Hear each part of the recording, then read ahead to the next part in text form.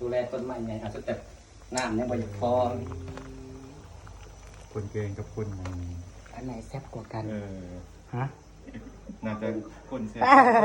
เบิ่งคนแก่กับแซ่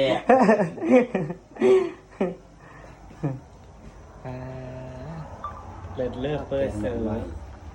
เครื่องแน่ๆ เครื่องเน้นๆเนาะใช่ได้บ่มีแต่ปลาคาน้องในเสียว นี่ได้อยากบ่มันสิตัดกินกันนะพี่ น้องแมนบ่มีทั้งพักสังแง มีผักกระเทียมสิตัดกิน มีทั้งพักสังแงแล้วก็พัก ตัดจะผสม มีทั้งดอกกระเจียวน้ำแทรกมาลูกไปมีหอดจิปโป้ ที่ใดมันบกเข้มข้นเนาะมันเป็นความเข้มข้น แซ่บเลือดหนังเลือด มันเบิดแล้ว นั่นเนาะ แซ่บอยู่ซ้ำนี่แหละ แล้ว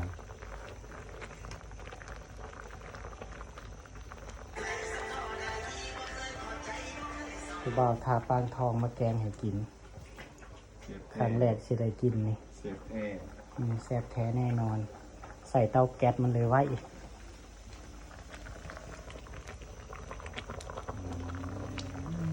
ยั่วๆตายขอรอ กิน แม่ นั่น ที่ใด ครูบาได้เก่ง ครูบาอยู่วัดกับ แซ่บรอรุ่น แซ่บบ่แซ่บไปจนคู่บาแกงจนคู่บาให้แกงให้กิน แม่น ที่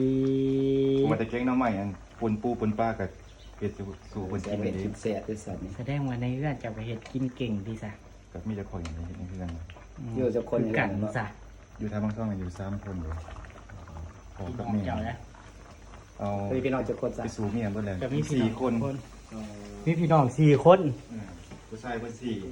อืม สายเป็นสีกับเป็นเสีย ซิมดูซิมได้แล้วบ่ อยู่ไหมนะเรื่องคงพิเศษลงไปน้ำพุนพลุนพลุนบ้านเกิดบ้านเกิดพลุนบ้านเกิดยัง คือกัน พุน แม่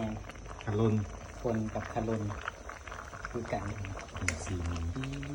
พี่น้องกองตายมาเด้อพี่น้องมาเด้อมาเด้อมาเด้อ 4มีที่มือซ้ำมันเป็นว่ายังไงหิวเข่า หิวบ่หิวก็ต้นจักทำไมท้องห้องว่าซั่นเป็นได อยากจะหั่น ก็ใส่เพราะว่าคือเจ้าอยู่ปลาแดกใส่เกลือน้อยหนึงไว้ยังซะ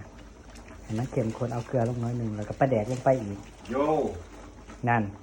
เห็นบอกอย่าให้คอยซีมเลยซะ ไม่อยากชิมมาเลย พี่น้องป้องป่ายทำกับเขาวกับเก่งพี่น้อง กระเบิดจืดตัว เฮ็ดเวียกกับเก่งทำกับเขาวกับเก่งนั่นเป็นตาเมียหัก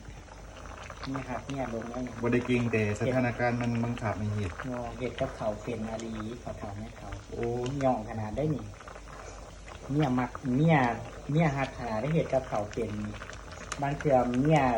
ยบ่ว่างกับผัวเฮ็ด โหเป็นกับเจ้าหน้าละจากเหตุเก่งคือกัน คอยกับพ่อได้อยู่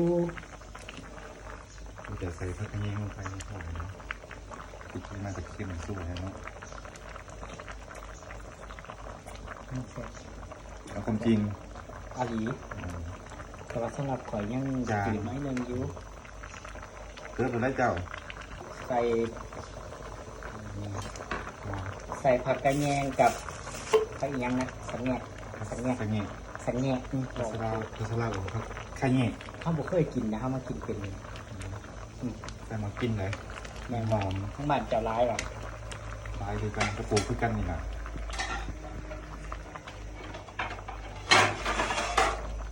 อย่ามาติดหน่อย เบอร์ซิมบอก หมดแซ่บก็แซ่บแล้ว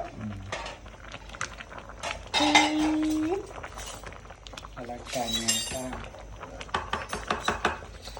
มากินต่างถิ่นแล้วกับคนต่างถิ่นแกงให้กินอีก แม่น เลือดเลือดเปิดเสือความแสบอย่างไรรอเชิง ความแสบจนบ่มีอ้าวเอาปุ้มเลยพอเลย แซ่บหายไปสิ พ่อหวะแต่ก็บอกว่าพ่อกับพ่อซิมก็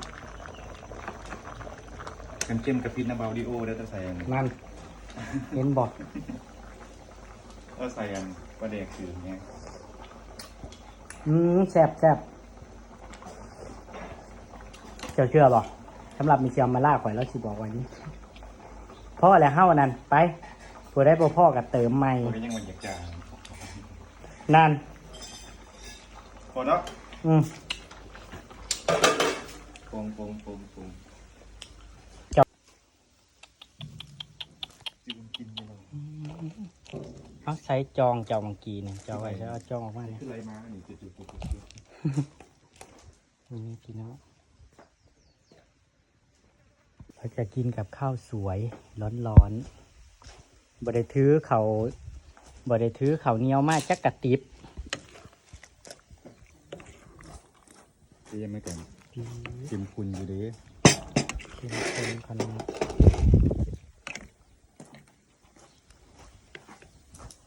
จะไว้ยังจางอยุ ปลากระจางหลายคือปลาเค็มสิครับ โลกไตสิถามหา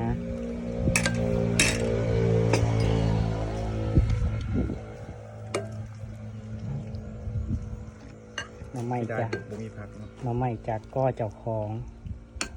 ก็ไม่เสียมมาละไม่เจียวละ เสียมาแล้ว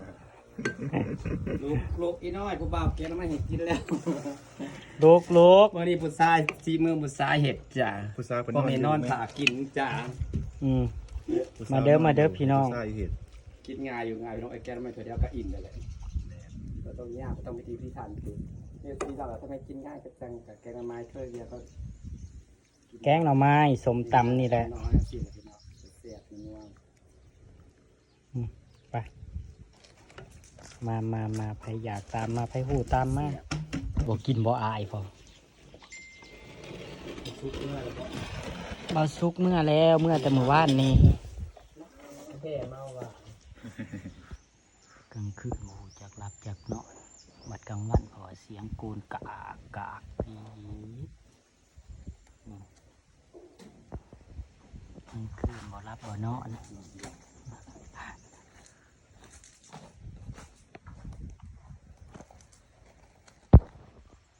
ฟังเสียงโกนนะพี่น้องได้ยินเสียงโกนแล้วบ่เราโกนเมื่อกี้บักแหงมันเสียงโกนผู้หญิงยังนอนโกนเนาะพี่น้องเนาะ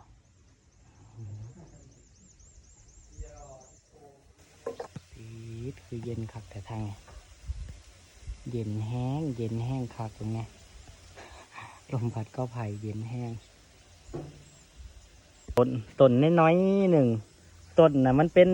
หมักหมี่ตอนได้นี่เบิ่งในหมากหมากขันใหญ่แห้งพี่น้องลุงจับไปเบิ่งน้ำมันนี่น้ำมันกินจูมันแน่หลายนี่มันกำลังขึ้นหนอเต็มทีบเลยพูนนี่แต่หนอใหญ่ๆซ้ำแทนเห็ดเฟื่องก็ออกได้อยู่นี่แต่ว่าวันนี้บ่มีเห็ดเฟื่องเป็นแน่โคตรดีเลยเย็นแห้งเพิ่งแน่หน่อไม้สะอ้อนหน่อไม้เราคือหลายคักแท้ลายแห้งนี่แต่หนอใหญ่ๆพุ่นหนอนั่งกินกับหลายๆได้ที่ถมไว้เฟื่องถมไว้อยู่ข้างล่างยิบเป็นไงพุ่นแล้วก็พี่สองหนอมที่เอาไปพกไว้กับเท่าใดนี่ก็จะเป็นสระน้ำคุงต้อนมาคุง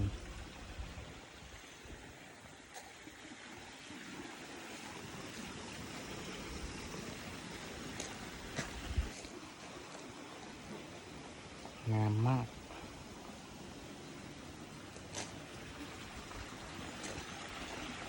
มีน้ำพุด้วยมีน้ำพุมีน้ำพุมีน้ำพุปี๊ดเห็ดต่อแบบลงคลองเลยเป็นเลี้ยงป่าได้ต้นไม้สวยมากอะไรจะงามเพอร์เฟกต์ขนาดนี้อะไรจะงามขนาดนี้งามแหงบรรยากาศโคตรดีเลยโคตรได้โคตรดีโคตรได้ ดีตัวนั้นดีรับ หืม